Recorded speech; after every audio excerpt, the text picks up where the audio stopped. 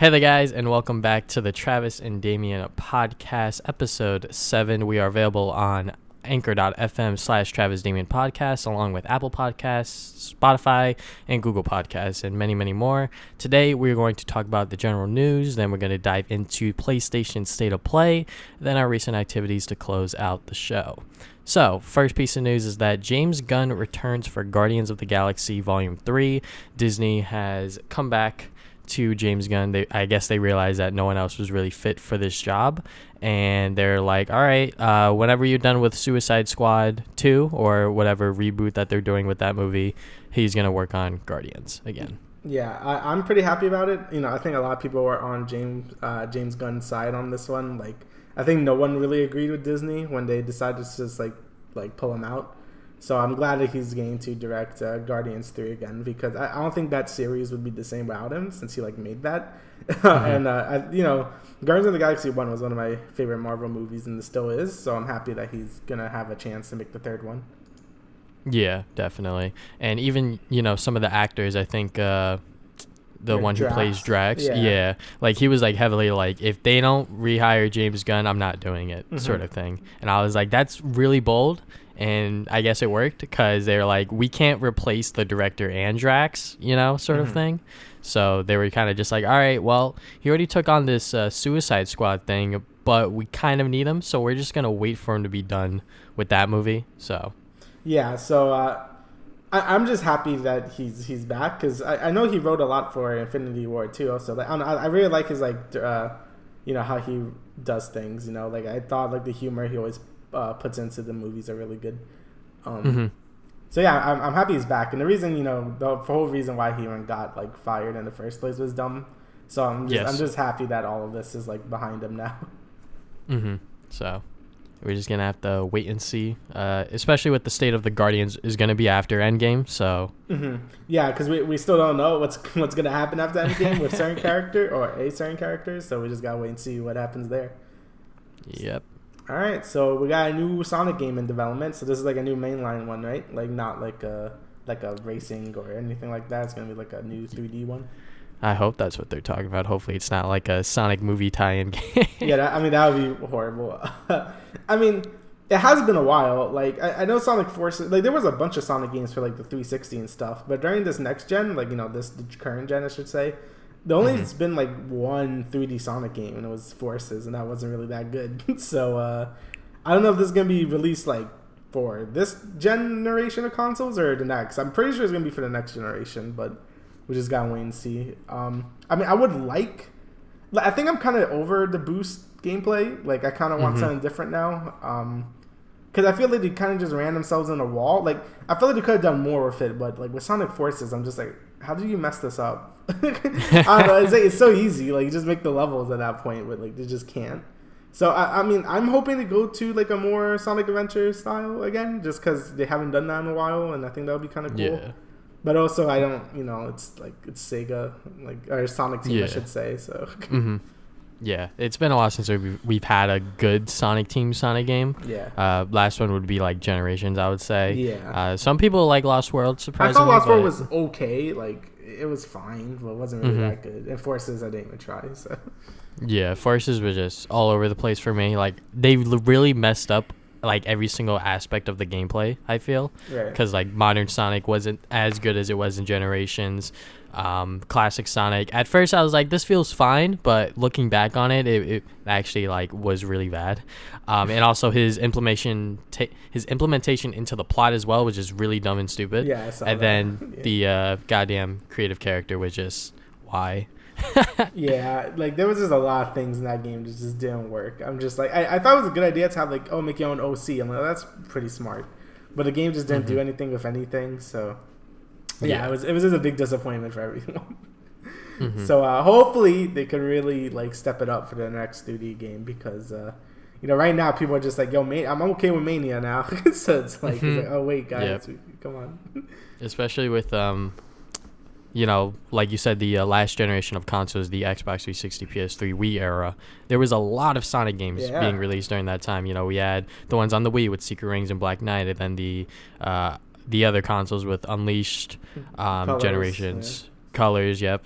So now it's like we only have forces so far. So if they do go back to the Avenger formula, I honestly wouldn't mind. But we're just gonna have to wait and see exactly what they have in store for us. Yep. Okay, so the next piece of news is that we got a full-length trailer, I guess, for Toy Story 4, and I like the direction that they're going with it in terms of the story. So. Me too. I thought the movie was gonna focus on the sport, like when it first did a teaser, because I'm like, oh, is it like they're doing like a whole like kids, they're like playing with like random things now and like not toys or whatever. But no, it seems more like Woody's just like it's like, I don't know what I want to do with my life now. So I'm like, all right, getting a little deep here. I like the trailer because I feel like Pixar really cares about this movie. Like, because, with the other sequels, I could kind of feel them not really into it. Like, especially Incredibles 2. I wasn't okay with that movie. So at least it looks like they're, putting a lot of effort into this one to be something good. So, and it's also good to see What's-Her-Face, Bo Peep, because I don't think she was in the third one. Or second one. She's been MIA for a while.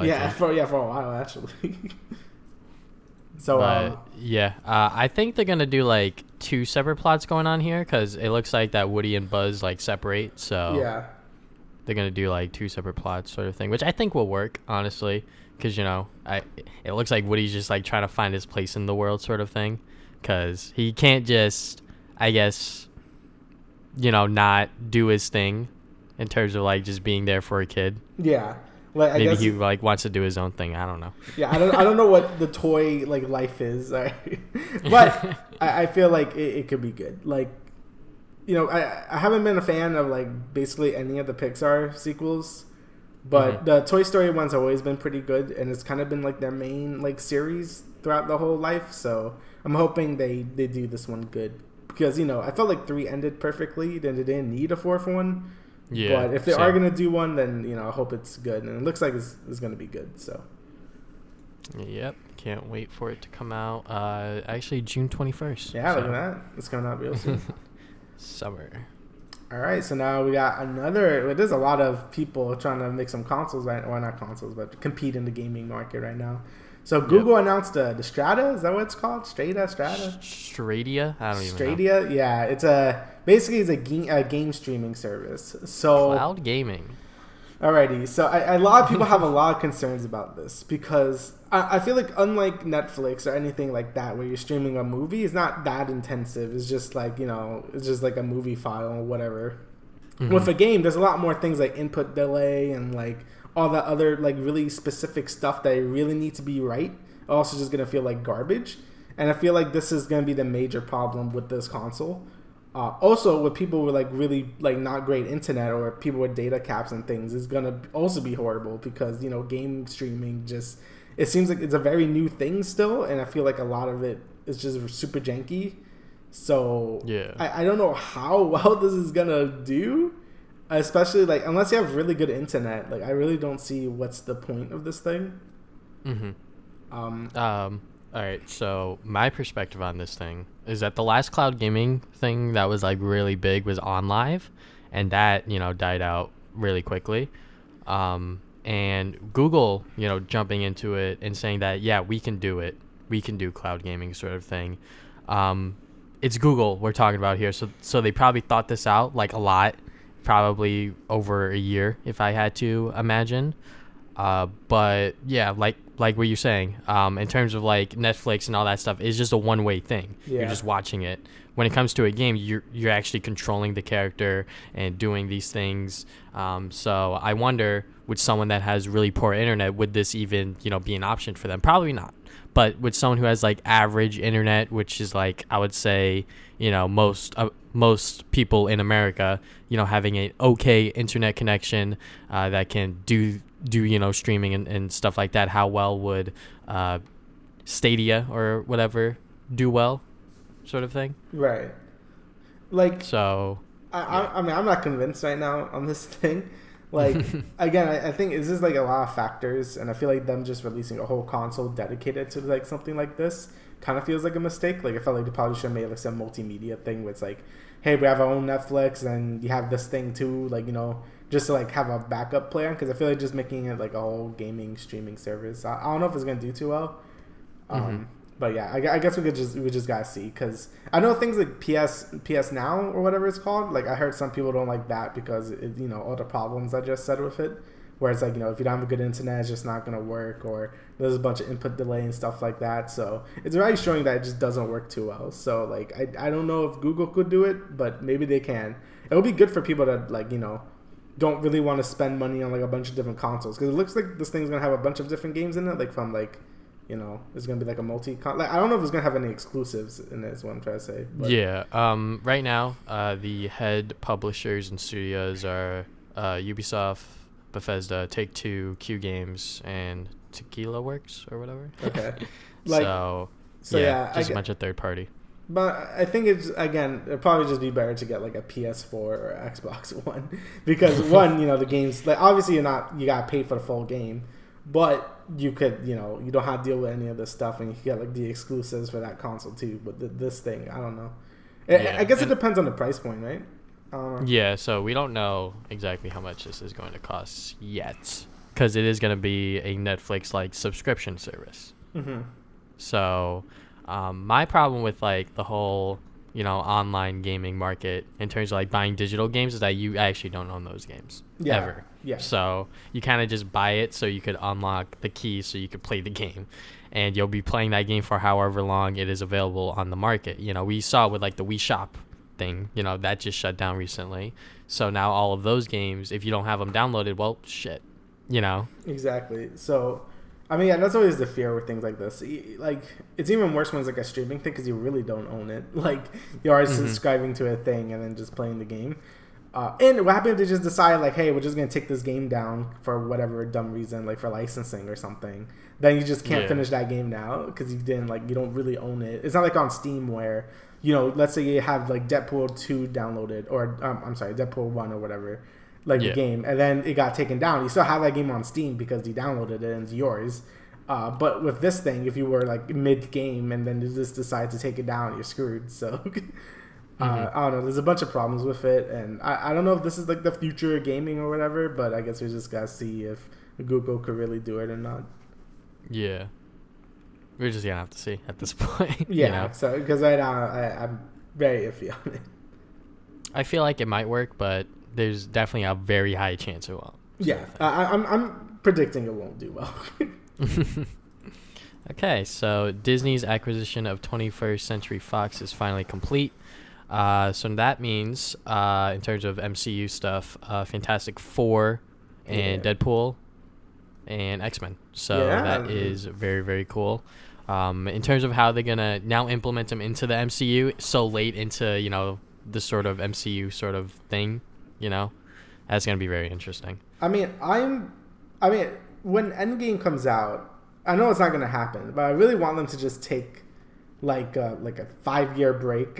Like, I know they have Spider-Man, you know, Spider-Man's being made and some other ones are being made, but I really just do want them to take like a 5-year break so people could, like, you know, get excited again, because, you know, the fatigue is there for a lot of people where it's like, oh, I don't want to see no more superhero movies and things like that, and I get it because it's been like 10 years of nonstop like superhero movies, but I feel like they take a 5-year break and then like sort of like make like a whole new like sort of overarching plot, and I guess that could be with like Doctor Doom and mutants and stuff, because I know Doctor Doom is a big boy, so they could do something with him, or Magneto. I don't know, like there's a lot of possibilities they could do now, but, you know, just, you know, take a break and then like just do a whole new like chain of like cinematic stuff. So I mean, that's what I want them to do. I know that's not what they're going to do, but yeah, they're never going to do that. Yeah, I mean, I would like them to, but they're not. But yeah. I definitely get your point with the whole superhero fatigue thing, because like one of my coworkers, he's a much older gentleman. He hasn't watched Civil War, and he hasn't watched Infinity War or anything like that. And he's like, this Endgame, and I was like, yeah, don't watch the trailer. Yeah, I straight up told him, I was like, don't watch the trailer because it's gonna spoil Infinity War and everything that's happened.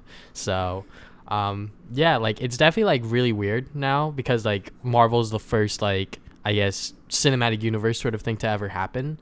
So, like, if you miss, like, one movie, it's okay. But missing Infinity War, like, that movie in particular is, like, really, there's a huge hole there sort of thing. Yeah, I mean, there's some movies you can't miss in that series, like, the Avengers or most of the Captain Americas either. You can't really miss them. Yeah. But, things like intro movie. Like, I haven't watched Ant-Man 2, and I don't think that's going to be very important. Yeah, no. Or maybe they'll probably like explain it really quickly in terms of like what happened. Oh yeah, I know. I saw the ending bit. Like I saw like the yeah. Mm-hmm. So okay. I guess that's the most important bit to it. Or how what. Yeah, to be honest. And then like Captain Marvel, I probably am gonna watch it at some point, but like I don't know, probably not. They're probably going to introduce her really well in Endgame, if I had to predict, because they did that with Civil War in terms of Ant-Man. Like they introduced that character pretty well, along with Black Panther. That was his first appearance in the MCU, was in Civil War, and people got excited for that character. Then his movie came out and did extremely well.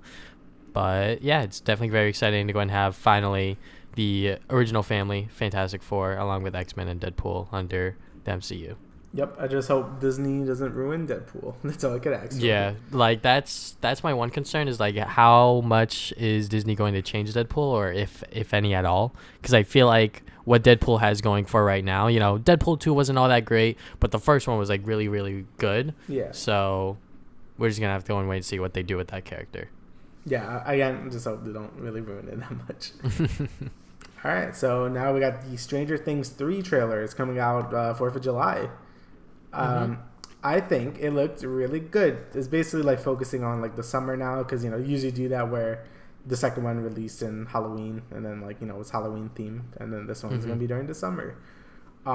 It seems like the themes they're focusing on is like they're getting older, I guess, and they're like, hey, we're not kids anymore, even though they are. But it's like we can't like do this kid stuff anymore, and then stuff happens, and then we'll have to see. But I think basically, I think it's actually a cool way to make it so because the kids are getting older in real life too. So I think this is a cool way to like have that reflect in the show too. Like dealing with stuff like that. So I think that's really smart. I also like how the trailer made it very not obvious as to what the hell's going on. So yeah, that's pretty good. But yeah, I'm just excited for more Stranger Things. It's been a while, and I believe this is the final season. So is it? I believe so. I don't think they're gonna do any more after this. I thought that. I remember like when the first one came out, he said he wanted to do at least 4, but I don't know. Maybe this is the last one. I mean, I'd rather have it end sooner rather than later because I like when things just end.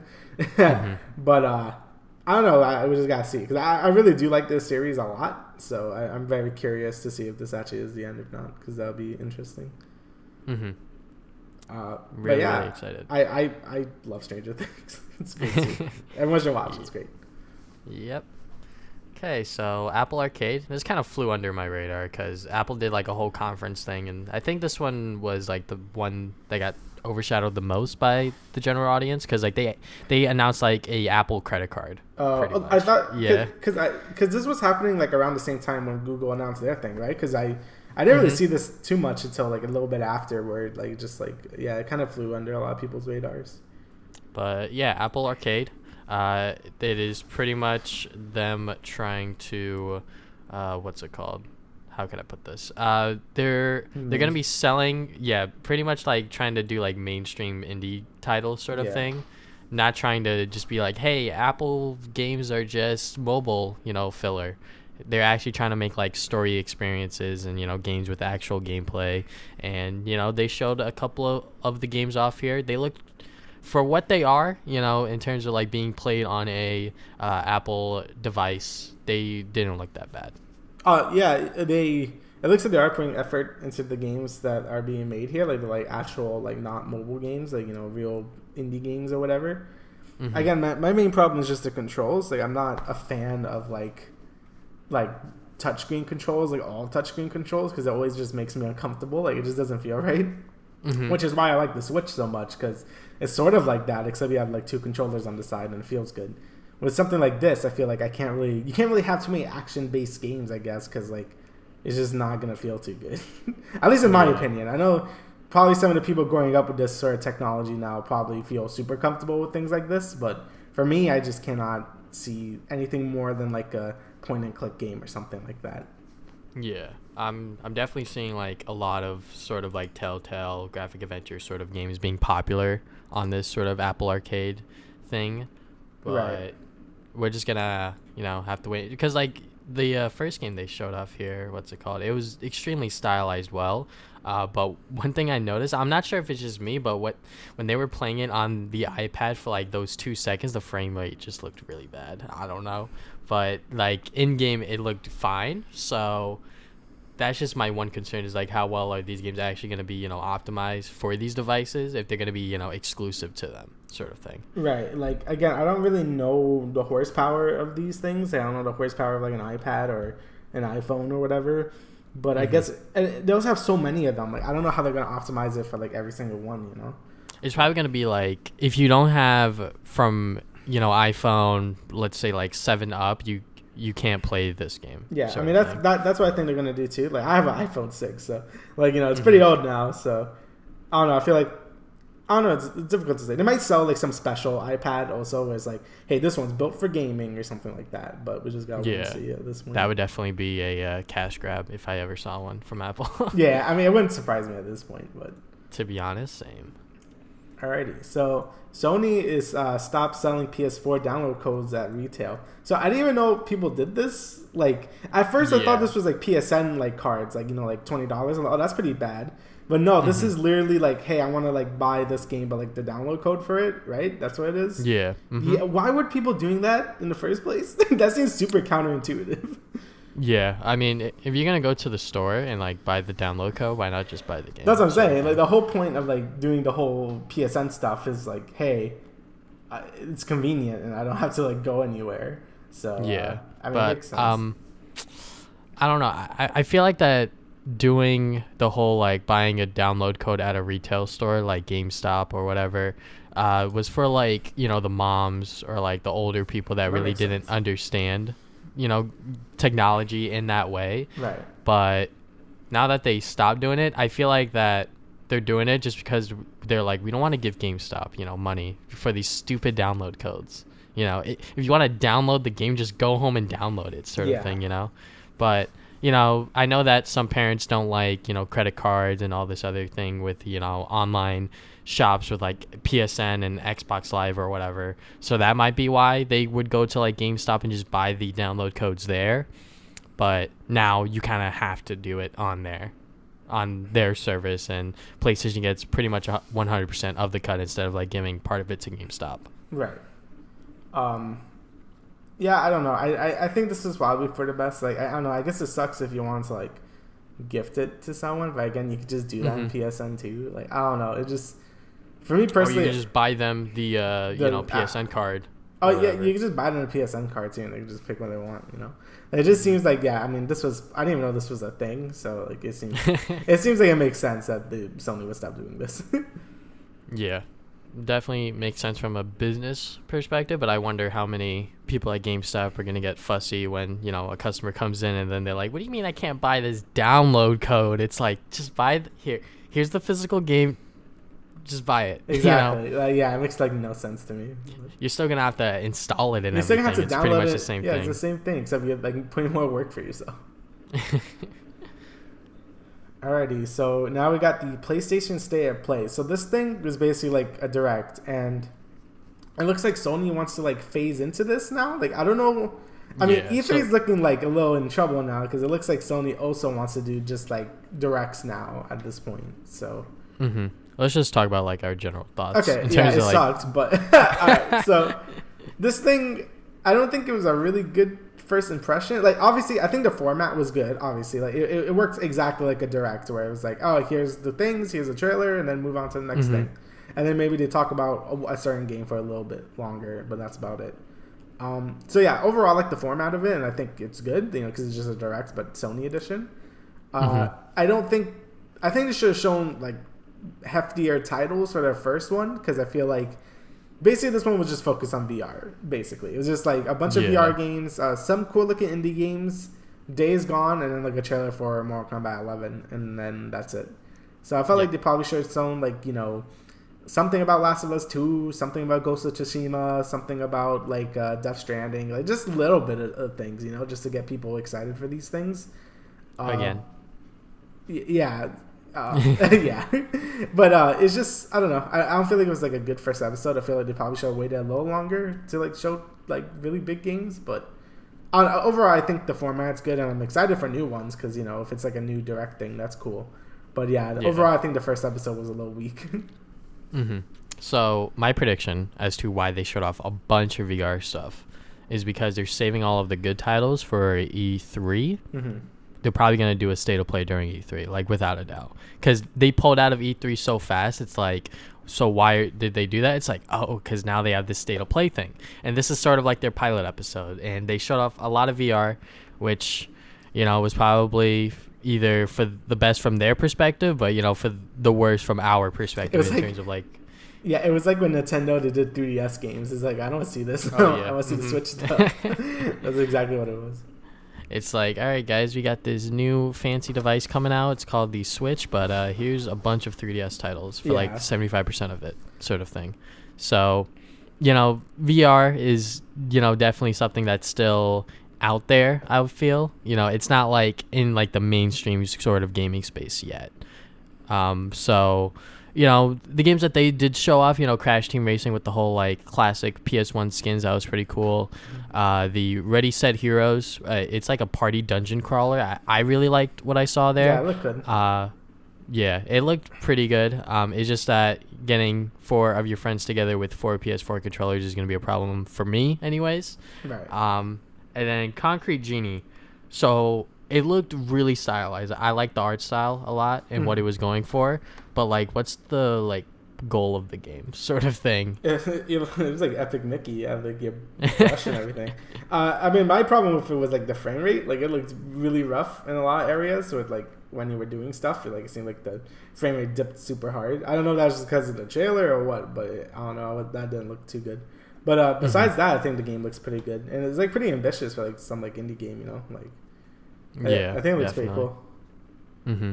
And then once again, we got Days Gone, which is actually coming out next month or something like that. I just don't know. Do people care? Like, I don't know. It seems like every time this game shows up, like, no one cares. I'm just like, I feel like even like hardcore PlayStation fanboys, I could be wrong here, but I feel like hardcore PlayStation fanboys are even like a little iffy on the game to some extent, you know? Like, it looks fine, but it's not like I'm not excited for it. Mm-hmm. Definitely. I'm still a little iffy on it. We're definitely going to have to watch out for early reviews on it, see exactly what they feel, how the game is. But I wouldn't be surprised if this was like, you know, a blown out of the water 10 out of 10 left and right sort of thing. Right. Because that's what PlayStation is really known for. I mean, I wouldn't surprise me when it gets like 9 and stuff. But like, I'm just saying, like, just the theme of zombies, I'm just kind of over it. So I'm just like, nah, I'll probably pass on that.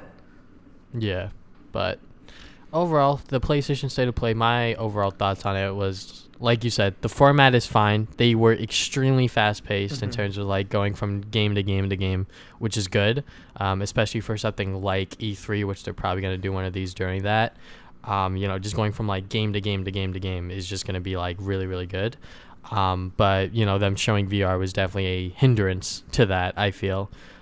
So maybe during E3, if they happen to be listening to this podcast, just do the VR stuff first if you got to, and then just get all to like the main, you know, PlayStation 4 titles afterwards. Yeah, because again, like, I think it was just the content of the episode that wasn't great, but like, again, I like what they're doing here. Just like, you know, it was like directs too. Like, some directs aren't that great and some are great, so I don't know. It's probably gonna be like that. So. Once again, people getting their expectations really high for like no reason. Now PlayStation fans can know how that feels. Exactly. So now they're gonna ask for like, where's like whatever game? It's like, oh, it's not gonna happen. So. Yeah, man. Where's The Last of Us 2 release date? That's actually never gonna happen. Yeah, at this point, it might be like a PS5 game. I don't even know. Mm-hmm. All right. So recent activities. So I got a lot on my plate, so I will let you go first, sir. Alrighty. So I was playing Risk of Rain 2. So this was announced during it was announced a while ago. But it like they had like a shadow drop during the Gearbox like third press conference during PAX East, which was yesterday. which was a mess, by the way. Jesus Christ. Like, the only reason I watched that whole hour thing was just to see the Borderlands 3 trailer, and it was shown in like 2 FPS because they were having so many technical difficulties. It was amazing. Oh, no. But it looked good, the trailer. I'm excited for Borderlands 3, but I digress. But basically, during that whole thing, they were like, hey, Risk of Rain 2 is out. And if you don't know what Risk of Rain... Well, if you don't know what the original one was, it was a roguelite, like 2D Metroidvania type game. And basically, I mean, it's simple, right? You kill enemies, you find the exit, and you leave, and then that's it. Like, it's as simple as it gets. It's one of the first ones that come out too. Even like I think before Isaac, I think. So yeah, it was a pretty like it was like a new like thing during the time. I couldn't really get into the first game too much. I could see why people like it though, because like Isaac, you get like super powerful because. Unlike Isaac, the items you get stacked to each other. So if you get like a ability that gives you an extra jump, if you find another one, you get like a triple jump, and then it just keeps stacking from there. So that's a very unique element to that. And plus, like items also synergize with each other, like Isaac. So it's like you can get absurdly strong, and that is like one of the big appeals to this game. So the whole thing with this one is it went from being a 2D side scroller to being like a 3D game, which was like a lot of people weren't too sure about that because like. A lot of indie companies don't really even try for 3D. So that's what really got me interested in the sequel here because I'm like, you know, not too many of these like roguelites are 3D. So I'm very interested to see how it will transition. And it transitions extremely well. I was actually surprised at how well the gameplay transferred from a 2D game to a 3D game to the point where I think 3D is just better for this type of game because the whole point of the game is the longer your run goes, the harder the game gets. So there will be more enemies, like a bunch more enemies that spawn. And like the enemy types will just get stronger and stronger as the game goes on, but you will also be getting stronger. I feel like in the first one, your screen would just get filled with enemies, and like you had nowhere to go, and I would just die. With this game, you know, you can move wherever you want because it's in 3D.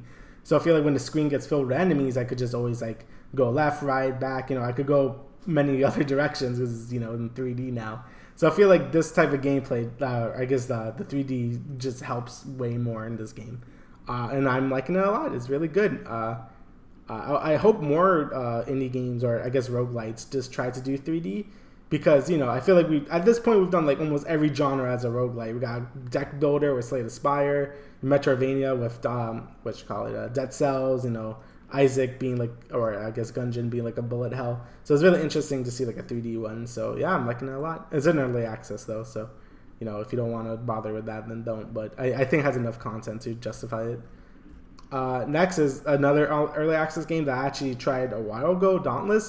This was shown during E3 2017. It was basically the whole selling point is it's Monster Hunter but free and it's on PC. But that was before, you know, big boy Monster Hunter World was like, hey, we're also coming on PC, and that kind of rained on its parade a lot where people weren't really too excited for Dauntless anymore. But I still want to give it a try. I tried it back like a few months ago at this point, like 9 months ago. And it was good. Like I liked it a lot. Basically, it just feels like a more arcadey Monster Hunter where there's not as many combos and stuff, but your character does attack a lot faster than Monster Hunter World.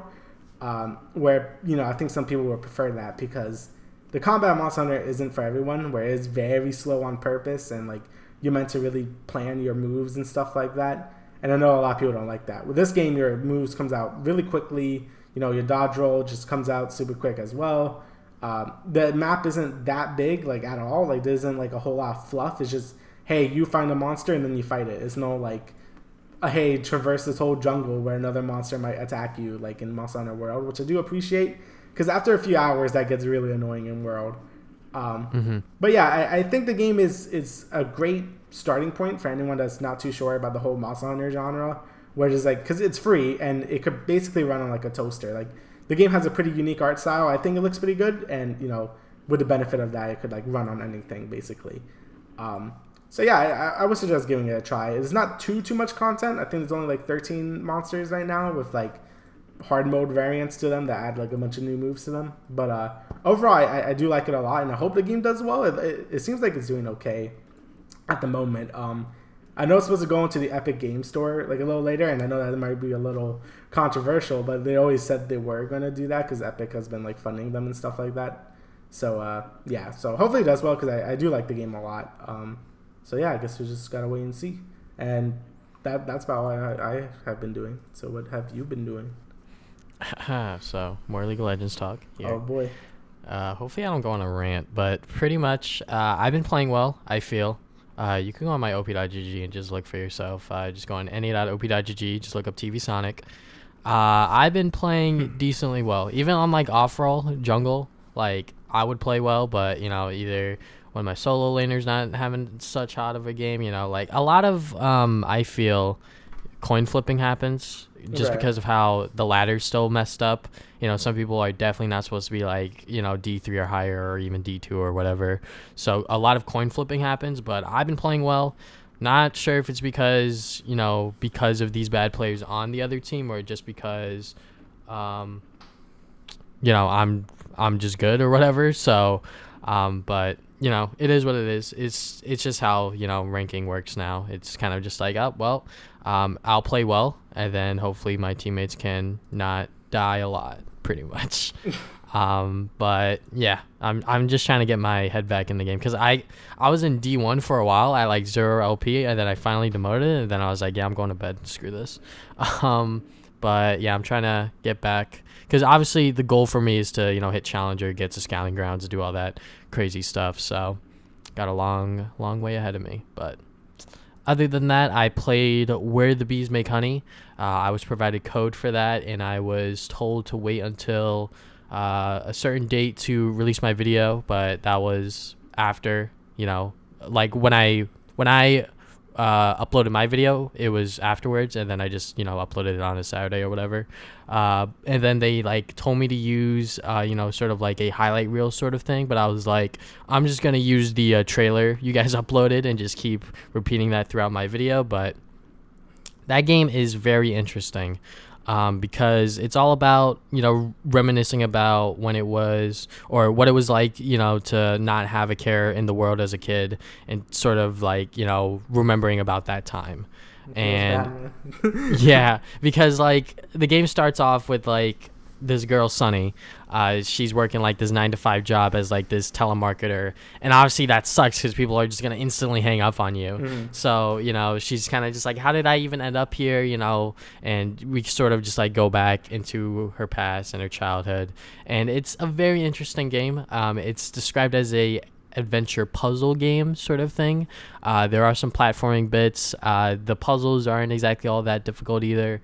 But my main concern or my main problem with the game was that it's not all that exciting, I guess. Right. I don't know if it's supposed to be though. Like if Yeah, I feel like that.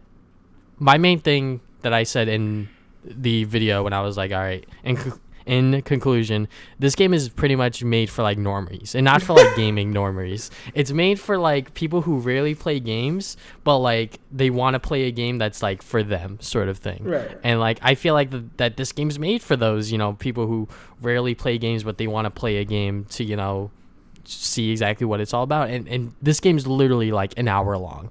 So I feel like that this wouldn't be that bad of a game to introduce to someone who doesn't really play games all that much.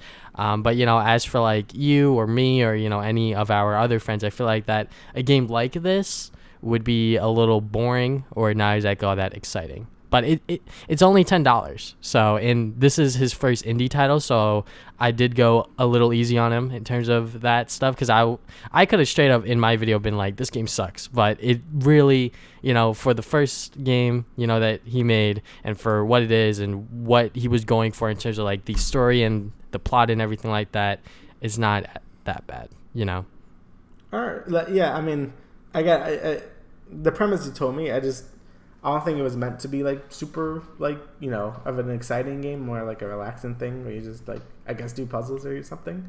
But I don't know. I feel like he might have hit the tone there if that's what he was going for. Yeah, definitely. He definitely did what he wanted to do. So can't really knock him there. And this game was kickstarted, by the way, so there was definitely a lot of interest in it. So. And then I played the final episode of The Walking Dead, the final season. This kind of shadow dropped on me because I completely forgot that this was coming out. So I was just like, oh, shoot, the final episode came out. So we finally see Clementine's, final episode. And the ending, you could look it up for yourself if you want to know exactly what happened. I could tell you afterwards, Damian, if you want. But yeah, I would love to know. I'm a little conflicted on the ending itself, just because, everyone expected it to go one way, but the developers actually took it a completely different way, sort of thing. So yeah, but it's still Walking Dead, Telltale sort of thing.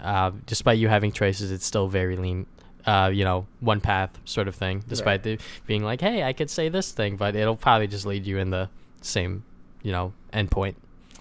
Then I watched the movie Us, the new movie by Jordan Peele. That man is a genius. This movie is amazing, fantastic.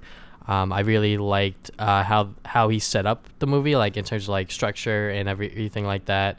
If you liked the trailers for this movie, you'll definitely like this movie 100%. So then Endgame's coming out, so I decided to just watch some random MCU movies. I watched Age of Ultron because everyone says that movie's like probably bottom tier in terms of MCU movies, which it kind of still is, but regardless, it's still like a fun movie to watch because some of the jokes are still decently good. But the whole like Ultron plot was definitely we're kind of just chasing after him sort of thing. And the whole Quicksilver death was, I don't know, I feel like that was a little tacked on just because they didn't want to deal with 20th Century Fox, but maybe they'll bring him back in some way or whatever. We got licensing. Come back. And then I watched Winter Soldier, which in my opinion is the holy grail of the MCU. Yeah. Probably the best Captain America movie, because Civil War was definitely like a Avengers movie, I feel. Yeah. No, I agree. Yeah, I was thinking Winter Soldier is like one of the best ones. But yeah, just drink some water there. Anyways, that is it. That's all I've been doing. Is there anything else you would like to add, Damian? No, I think that's it. Okay, so that is it for the Travis and Damian Podcast, episode 7. We will see you guys 2 weeks from now with the next episode. See ya.